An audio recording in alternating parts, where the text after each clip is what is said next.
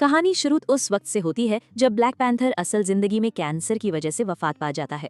Wakanda का लोग समझते हैं कि अब वकंडा का कोई राजा नहीं रहा, लेकिन ये सिर्फ शुरुआत होती है, क्योंकि हीरो चला जाता है लेकिन उसकी लेगेसी जिंदा रहती है। और इस बार शूरी ब्लैक पैंथर की बहन वो ताकत अपने हाथ में लेती है। ज्यादा बात नहीं, कहानी शुरू करते हैं। समंदर की गहराइयों के नीचे डाइवर्स रिसर्च कर रहे होते हैं। अचानक उन्हें अजीब सी शैडो नजर आती है। ध्यान से देखने पर पता चलता है कि वो एक अजीब जेलीफिश होती है। जब एक लड़की मुड़कर देखती है, उसका साथी बिना किसी निशान के गायब हो चुका होता है। वो रिपोर्ट करने ही वाली होती है कि उस पर भी अननोन क्रीचर हमला कर देता है और उसका कनेक्शन HQ से कट हो जाता है। इसी वक्त समंदर के ऊपर कुछ अजीब लोगों के सर नजर आते हैं जो स्ट्रेंज साउंड वेव्स निकाल रहे होते हैं। शिप पर मौजूद लोग उन आवाजों को सुनकर कंट्रोल खो देते हैं और समंदर में कूद जाते हैं।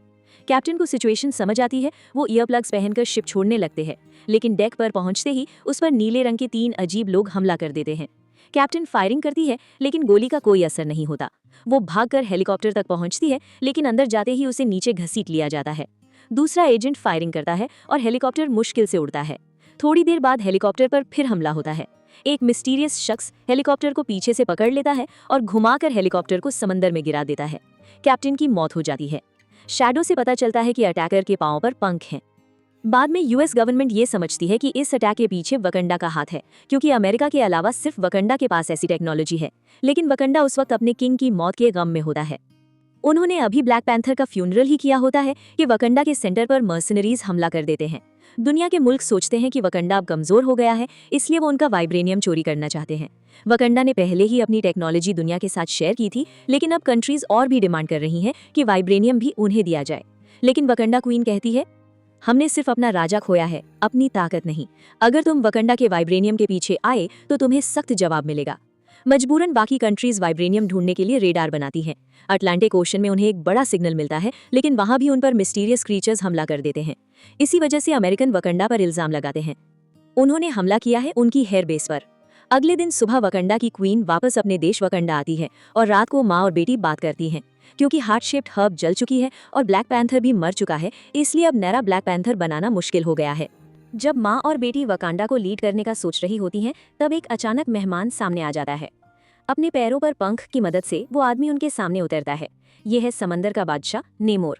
नेमोर बोलता है कि उसके डीप सी किंगडम में भी वाइब्रेनियम होता है और पहले उसने नेवी और रिसर्च पर हमला भी किया था। नेमोर चाहता है कि वकांडा उस साइंटिस्ट को पकड़े जिसने वाइब्रेनियम ढूंढने वाली मशीन बनाई है। उसका कहना है कि क्योंकि ब्लैक पैंथर ने दुनिया को वाइब्रेनियम की ताकत दिखा दी थी, इसलिए इस सब की जिम्मेदारी वकांडा की है। नेमोर बोलता है वरना वो अपनी फौज के साथ वकांडा पर हमला कर देगा।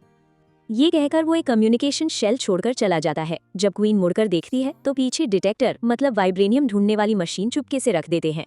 अननोन किंगडम का खतरा देखकर क्वीन इस मामले को सीरियस लेती है। फैसला होता है कि जनरल ओकोए साइंटिस्ट को ढूंढे भी और वो शूरी को भी साथ ले जाती है। ओकोए और शूरी एजेंट रॉस का पास जाते हैं। एजेंट रॉस की मदद से साइंटिस्ट का पता चलता है, लेकिन हैरानी होती है कि वो एक स्टूडेंट लड़की निकलता है, रिरी। शूरी और ओकोई रिरी को बताते हैं कि वकांडा इस वक्त मुश्किल में है और उन्हें उसकी मदद चाहिए। सब कुछ समझाने के बाद रिरी उनके साथ वकांडा जाने के लिए राजी हो जाती है। रिरी शूरी और ओकोई को अपनी लैब में ले जाती है, जहां शूरी देखती है कि वो आयरन मैन जैसा एक सूट बना रही है। इतने में US आर्मी वहां पहुंचकर उन्हें घेर लेती है। बचने के लिए वो अलग अलग हो जाते हैं।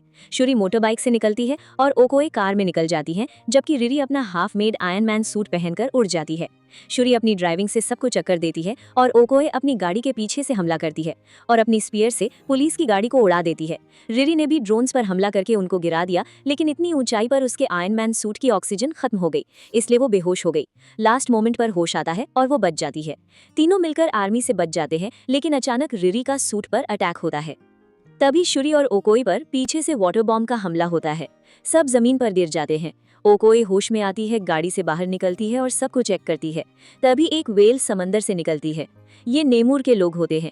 ओकोई लड़ने के लिए रेडी हो जाती है और अपनी स्किल से 3 लोगों को हरा देती है। ओकोई अपने स्पीयर से उनकी बॉडी को आर पार कर देती है, लेकिन वो मरने के बाद फिर जिंदा हो जाते हैं। जब उनका लीडर रिरी को मारने लगता है, ओकोई रोक देती है। दोनों के बीच जबरदस्त फाइट होती है, लेकिन लीडर काफी स्ट्रांग होता है और ओकोई को हरा देता है। बैकअप आने पर वो लोग वाटर बॉम्ब यूज करते हैं और ओकोई को समंदर में गिरा देते हैं। ब्लास्ट की आवाज से शुरी होश में आती है और खुद को वकांडा की प्रिंसेस बताती है। फिर कहती है कि उसे शुरी और रिरी को नेमुर के पास ले जाओ। समुद्री लीडर शुरी के मुंह में एक शेल डाल देता है और वो बेहोश हो जाती है। दूसरी तरफ ओकोए अकेली वापस वकांडा जाती है। क्वीन गुस्से में ओकोए को उसके ओहदे से हटा देती है। क्वीन शुरी के लैब में जाकर कॉल करती है और लाइन पर एजेंट रॉस मिलता है। वो बताता है कि शुरी का सिग्नल साउथ अटलांटिक में गायब हुआ है। अब क्वीन ने आखिर में नकिया को पास जाती है, जो वकांडा की सबसे बेहतरीन स्पाई एजेंट रह चुकी है। नकिया मेक्सिको के एक रिमोट गांव में जाती है, जहां एक बुजुर्ग बताती है कि उसने ब्लू लोगों को केव से निकलते देखा था। नकिया उस बुजुर्ग केव पहुंच जाती है और डिटेक्टर सिग्नल मिलते ही नकिया अंडर वाटर केव में चली जाती है। इधर शुरी और रिरी होश में आते हैं, लेकिन हैरान होते हैं कि उनके साथ अच्छा व्यवहार हो रहा है, मतलब खाना पीना इत्यादि। नेमुर शुरी को अपनी कहानी बताता है। वो बताता है कि पहले वो लोग भी इंसान थे, लेकिन बीमारी की वजह से मरने लगे। एक प्रीस्ट ने समंदर में एक प्लांट ढूंढा जो वाइब्रेनियम से रिलेटेड था, और जब उस पौधे को पीसकर एक दवा बनाई गई तो उसे खाने से वो ठीक हो गए, लेकिन उनका रंग नीला हो गया और वो पानी में सांस लेने लगे। इस तरह एटलांटिस का किंगडम बना। अब इंसान उनका वाइब्रेनियम लेना चाहते हैं, इसलिए नेमोर वॉर चाहता है और वकांडा की मदद मांगता है। इस दौरान नकिया उन्हें बचाने आती है और गार्ड्स को हराकर शुरी को अपने साथ स्पेसशिप में ले जाती है। वीडियो पसंद आए जब लाइक नेमोर सब्सक्राइब वापस और आता है स्वीट और कमेंट सब जरूर करें। देखकर बताएं गुस्सा वीडियो हो जाता कैसी है, लगी। वो अपनी फौज जमा करता है और वकांडा पर हमला करने का फैसला करता है। अब असली पावर देखने के लिए तैयार हो जाओ। नेमोर अब उनके सर पर खड़ा था। वकांडा का सबसे स्ट्रॉन्ग वॉरियर हमला करता है, लेकिन नेमोर एक पंच मारता है और स्ट्रॉन्ग वॉरियर बर्दाश्त नहीं कर पाता और दूर गिर जाता है। और नेमोर सिर्फ समंदर का बादशाह नहीं, हवा में भी उसकी फाइटिंग बहुत पावरफुल होती है। फाइटर जेट्स उस पर फायरिंग करते हैं, लेकिन नेमोर आसानी से सब अटैक्स डॉज कर लेता है। सिर्फ आधा मिनट लगता है और वो तमाम जेट्स को डिस्ट्रॉय कर देता है। इस दौरान शुरी भी बैटल में एंटर लेती है। शुरी नेमोर पर लगातार अटैक्स करने के बाद भी नेमोर पानी में चला जाता है, और जब नेमोर देखता है जेट्स उसका ऊपर आता है तो नेमोर फौरन पानी से निकलकर शुरी के जेट पर हमला करता है। सिर्फ एक हैवी स्ट्राइक स्पेयर अटैक से जेट समंदर में गिर जाता है। बैटल क्लियर करने के बाद नेमोर सीधा क्वीन के पास जाता है। नेमोर अपने स्पेयर से ग्लास पर अटैक करता है, लेकिन नेमोर की नज़र रिरी पर पड़ती है, क्योंकि वो वाइब्रेनियम डिटेक्टर बनाने वाली है। नेमोर उसे बिल्कुल भी नहीं छोड़ता और उन पर पावरफुल वाटर बॉम्ब अटैक करता है। फ्लोट टूट जाता है और पानी दोनों को नीचे खींच लेता है। क्वीन अपनी आखिरी ताकत लगाकर रिरी को बचाती है, लेकिन खुद जान नहीं बचा पाती। जब ओकोए और शुरी वहां पहुंचती हैं, क्वीन जिंदा नहीं होती। नेमोर धमकी देता है कि एक हफ्ते बाद वो वकांडा पर फुल तैयारी से अटैक करेगा। शुरी अपनी मां को खोना बर्दाश्त नहीं कर पाती। अब वो फैसला करती है कि वो भी ब्लैक पैंथर बनकर अपने मुल्क को बचाएगी। वो नेमोर की वीकनेस ढूंढती है और समझती है कि अगर उसकी स्किन ड्राई हो जाए तो वो कमजोर हो जाती है, इसलिए वो अपने एयरक्राफ्ट को मॉडिफाई करती है ताकि वीडियो पसंद आए लाइक सब्सक्राइब और स्वीट कमेंट जरूर करें। बताएं वीडियो कैसी लगी। मिडनाइट एंजल भी बनाती है, लेकिन असली ताकत हासिल करने के लिए उसे ब्लैक पैंथर की पावर चाहिए होती है। वो नेमोर के दिए हुए नेकलेस से एक नई हर्ब बनाती है और उसे पीती है। इसके बाद वो एक स्पिरिचुअल विजन में चली जाती है। वहां उसे अपने एंसेस्टर्स के बजाय किलमॉन्गर नजर आता है, क्योंकि उसके दिल में बदला लेने की आग होती है। रियलिटी में वापस आकर शुरी ऑफिशियली ब्लैक पैंथर बन जाती है। एक पंच मारती है और आर्मर उड़ता जाता है। अब वो ब्लैक पैंथर लेडी बन जाती है। अब शुरी सबके सामने वो अपनी कौम की लीडर बनकर उभरती है और अपनी कौम के साथ मिलकर वॉर प्लान बताती है। अगले दिन वकांडा आर्मी अटैक के लिए रेडी हो जाती है। दूसरी तरफ नेमोर अपनी आर्मी के साथ समंदर में होता है। तभी उन पर साउंड अटैक होता है। नेमोर उसकी आर्मी पानी से बाहर आने पर मजबूर हो जाते हैं। सरफेस पर उनका सामना वकांडा की ह्यूज गाइंड शिप से होता है और गाइंड शिप में वकांडा आर्मी होती है, और यहाँ से फाइनल बैटल शुरू होती है। नेमोर एयर में फाइट करता है और जेट्स पर अटैक करता है और उस जेट्स को आर्मी शिप में फेंकता है, जबकि दूसरी तरफ रिरी अपने अपग्रेडेड सूट के साथ उसका मुकाबला करती है।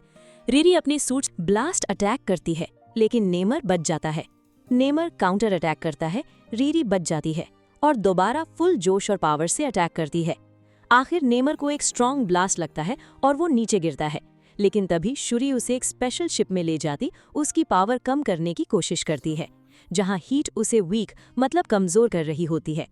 दूसरी हर तरफ फाइट होती है, वकांडा आर्मी मुसीबत में होती है, नाकिया भी अपने ब्लू आर्मर का साथ हवा में उड़कर फाइट कर रही होती है। जब सिचुएशन इंटेंस हो जाती है, शूरी खुद नेमर के सामने आती है और दोनों के दरमियान final face to face fight शुरू होती है। लेकिन नेमर की फाइटिंग पावर बहुत ज्यादा होती है। इतनी गर्मी के बावजूद भी शूरी उसका मुकाबला नहीं कर पाती। मजबूरन वो पल्स कैनन यूज करती है, लेकिन इतनी हैवी एनर्जी से उनका शिप हवा में टूट जाता है। शूरी पर नेमर जबरदस्त हमला करता है और उसे आसमान से जमीन पर फेंक देता है। वो लगातार पंचेस मारता रहता है, लेकिन एक मोमेंट पर शूरी पलटकर उसके पर यानी विंग्स काट देती है। इससे शूरी थोड़ी सी सिचुएशन कंट्रोल करती है, लेकिन इस हरकत से नेमर और ज्यादा गुस्सा हो जाता है। वो एक पावरफुल अटैक से शूरी को दीवार पर दे मार देता है। लेकिन यहाँ ब्लैक पैंथर सूट का कमाल होता है। वो अटैक्स की एनर्जी अब्जॉर्ब कर लेता है। फिर शूरी उस एनर्जी को रिलीज करके नेमर पर हैवी डैमेज करती है। नेमर के जिस्म से पानी तेज रफ्तार से खत्म हो रहा होता है, जिससे उसकी ताकत कम होती जाती है। अब वो लगभग कमजोर हो चुका होता है और लड़ने के काबिल नहीं रहता। शूरी उसे जोर से गिरा देती है, लेकिन जब वो फाइनल ब्लो देने वाली होती है तो नेमर अचानक काउंटर अटैक करता है। दोनों एक दूसरे को हैवी डैमेज देते हैं। अब नेमर की सबसे बड़ी प्रायोरिटी पानी हासिल करना होती है, क्योंकि डिहाइड्रेशन उसे खत्म कर रही होती है। शूरी समझ जाती है कि अगर उसे रोका ना गया तो वो वापस स्ट्रांग हो जाएगा। वो दर्द बर्दाश्त करते हुए अपना वेपन यूज करती है, फिर एक फ्लिप मारकर नेमर के सामने आती है और जेट इंजन एक्सप्लोड वीडियो करके पसंद आए उसे जबरदस्त लाइक हिट सब्सक्राइब देती और है। स्वीट कमेंट जरूर शूरी करें। नेजा बताएं उठाकर वीडियो नेमर कैसी को लगी। खत्म करने लगती है, लेकिन उसे अपनी माँ की बात याद आ जाती है। बदले के बजाय वो अमन को चुनती है। वो नेमर को डील देती है कि अगर वो अपनी आर्मी वापस ले जाए तो वकांडा और तालोकान दोनों मुल्क दोस्ती करेंगे और उसका राज भी महफूज रखा जाएगा। इस तरह दोनों लीडर्स मिलकर जंग खत्म कर देते हैं और रिवेंज की जगह पीस को चूज करते हैं। फायर।